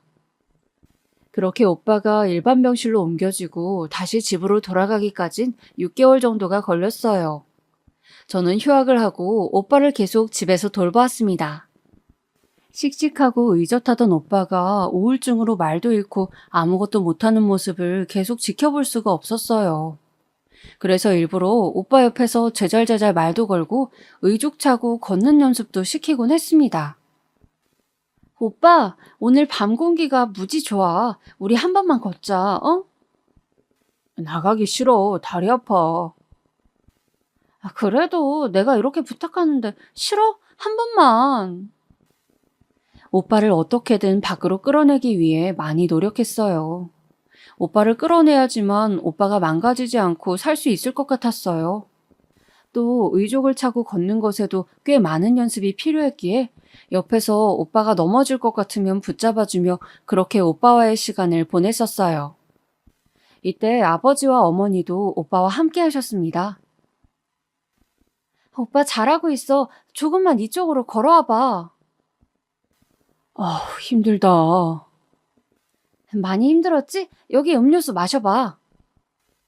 아이고, 잘했다, 우리 아들. 어제보다 훨씬 잘 걷네. 어머니께선 자기도 장애인이 된 마당에 오빠까지 장애인이 되었다며 남모르게 정말 많이 우셨지만 적어도 오빠 앞에선 울지 않으셨어요. 오빠가 슬퍼하는 걸 원하지 않았기 때문에 강인한 모습을 택하신 거였죠. 그래도 얼마나 속으로 많은 눈물을 삼키셨을지 생각하면 아직도 가슴이 미어지죠. 오빠는 다행히 가족들의 노력과 사랑으로 다시 일어섰습니다. 마치 걸음마를 배우는 아이처럼 처음엔 넘어지고 허둥거리고 정신도 온전치 못했지만 어느 순간부턴 의족에 적응도 했고 다시 사회에 나가고 싶단 말도 했습니다. 그러던 어느 날 오빠가 이런 말을 하더라고요. 나 사회복지 쪽으로 전공을 바꿔서 공부를 해보려고. 자격증도 그쪽으로 따고. 사회복지? 내가 장애인이 되어보니까 깨달은 게 많아. 내 경험을 바탕으로 공부를 하면 장애인분들에게 더 많은 도움이 될 것 같아. 그때 오빠는 참 멋졌습니다. 자기가 당한 사고만으로도 분명 억울하고 분할 텐데도 이걸 이겨내어 이젠 다른 사람들을 돕는 걸로 승화시키다니. 나라면 과연 저런 상황에서 오빠 같은 선택을 할 수 있었을까 하는 의문마저 들었습니다. 어찌됐든 오빠는 의족을 차고 다시 학교로 돌아갔고 전공을 바꿔 다시 공부를 시작했어요. 그리고 저는 학교를 다시 복학해 졸업까지 했고요. 남자친구와 저 모두 직장을 구해 무사히 취직을 할 때까진 다행히 집안엔 별일이 없었습니다. 오빠의 사고 이후론 새벽에 문자나 전화가 무섭고 혹시나 무슨 일이 생기는 건 아닐까 하는 불안을 달고 살았거든요. 그런데 직장에 취직해 안정적으로 자리를 잡고 나니 남자친구가 슬슬 결혼 이야기를 꺼내더라고요. 우리 사귈 만큼 사귀었고 만날 만큼 만났는데 이제 슬슬 서로 부모님도 뵙고 같이 사는 건 어때? 딱히 거창하진 않았고 자연스럽게 이야기하다 나온 대화였어요. 저 역시 남자친구와 오래 사귀면서 이 사람이라면 결혼해도 되겠다 정도의 신뢰를 가지고 있었기 때문에 그러자고 하곤 그때부턴 결혼 준비를 시작했죠. 다만 돈을 조금 더 모아놓고 결혼을 하고 싶었기 때문에 1년 후로 날짜를 바꾼 결혼을 준비해 나갔습니다. 결혼 준비는 딱히 스트레스 받거나 어렵진 않았던 것 같아요. 결혼식에 대한 환상 같은 게 없는지라 인터넷으로 이런저런 정보를 알아가며 조촐한 결혼식을 준비했거든요. 어쨌든 두 사람이 마음이 맞아 하는 결혼이니 가족들과 가까운 지인들 정도만 모셔놓고 하고 싶었습니다. 남자친구도 이에 동의했고요. 근데 예비시댁에서 이 문제를 가지고 반대하고 나왔는데요. 남자친구가 조그맣게 결혼식을 올린다고 하자 버럭 화를 내셨다는 겁니다. 아니, 내가 지금까지 결혼식 다니느라 쏘아붙은 돈이 얼만데 뭐? 스몰 웨딩? 나는 지금까지 쏘아붙은 축의금 다 걷어야 한다. 그러니 스몰 웨딩은 절대 안 돼.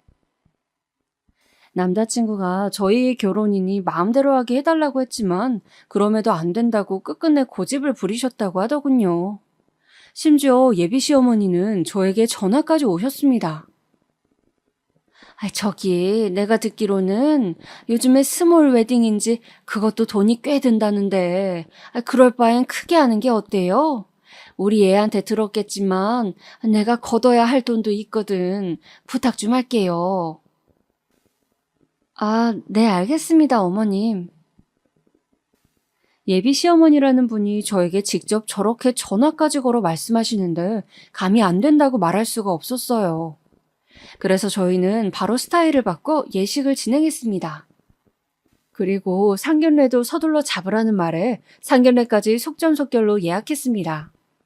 아마 그때부터 조금씩 일이 헝클어진다는 느낌을 받았던 것 같아요.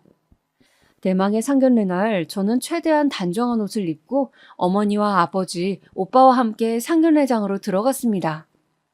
어머니도 상견례라 하니 소녀처럼 설레하셨고 오빠도 마찬가지였어요. 오히려 제가 가장 담담했던 것 같아요. 그런데 상견례장에 들어온 순간 예비 시어머니와 시아버지가 일단 무척 놀라셨습니다. 정확히는 저희 오빠와 어머니를 보고서죠. 시어머니는 휠체어에 시선을 한 번, 오빠의 의족에 한 번 시선을 두더니 입을 다물지 못하더라고요. 안녕하세요. 네, 앉으시죠. 그때까지만 해도 저는 남자친구가 당연히 저희 집안에 대해 대충은 말했을 거라 생각해서 왜 당황해 하시는지 이해할 수가 없었습니다.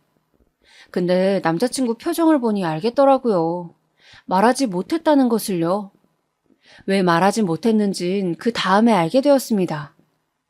어김없이 상견례다운 대화가 오가야 할 상견례장에선 침묵만이 흘렀습니다. 예비 시어머니가 대놓고 한숨을 푹푹 쉬고 있었거든요. 아이, 그 한숨 소리에 오빠가 인상을 찌푸리더니 제게 조용히 문자를 보냈어요. 지금 이 분위기 뭐냐고요. 어머니를 보니 어머니는 이미 손을 조금씩 떨며 불안해하고 계셨습니다. 아버지께서 어떻게든 분위기를 만들어 보기 위해 사돈어른이라 부르며 말을 붙였지만 예비 시부모님은 무슨 말에도 시큰둥했습니다. 그러다 잠시 후 이 침묵을 견디지 못하고 오빠가 화장실을 간다며 일어났는데 새로 바뀐 의족이 불편한 건지 조금 이상하게 걷더라고요. 그래서 아버지가 급히 부축해 주려고 일어나셨습니다. 그때 시모의 속삭임이 들려왔죠. 바로 앞에 있는 남자친구에게 한 말이었는데요. 한 집에 다리병신이 한 명도 아니고 두 명이라니 왜 저런 사람들을 상견례장에 오게 했어?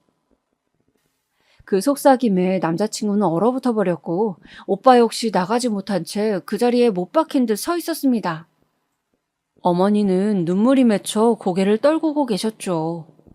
무슨 말을 들은 건가 싶어 예비 시어머니를 보았지만 뻔뻔스럽게 눈을 치켜뜨고 있더군요.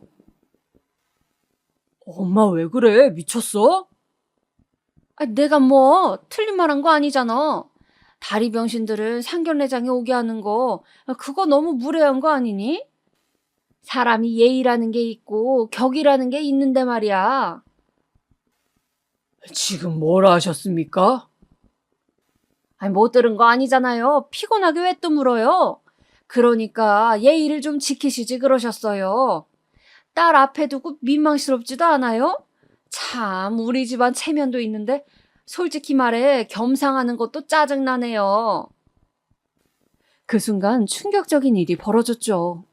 아버지께서 시어머니의 멱살을 붙잡으셨고 뺨을 올려붙이셨습니다. 예비 시어머니가 정신을 못 차리고 비명을 지르시자 가래침까지 모아 뱉으셨고요. 아버지의 행동에 저희 가족도 잠시 놀랐습니다만 아버지가 나가자며 문을 열자 이내 다 같이 밖으로 걸어 나갔습니다. 저는 가장 먼저 가족들에게 사과부터 했습니다. 엄마, 아빠, 오빠 모두 미안해요. 나 때문에 이런 일을 겪었네요. 아니다. 네가 미안할 게 뭐 있어? 저 사람들이 이상한 거다. 넌 잘못한 거 하나 없어. 아버지께선 그저 저를 꼭 안아주시며 괜찮다고 말씀하셨습니다만 마음속에 죄책감이 가라앉지 않고 출렁거렸어요. 거기다 남자친구는 하루 종일 제게 전화를 하여 만나달라 사정했습니다. 허나 이미 마음이 돌아서 버릴 만큼 돌아선 저는 단도직입적으로 말했어요.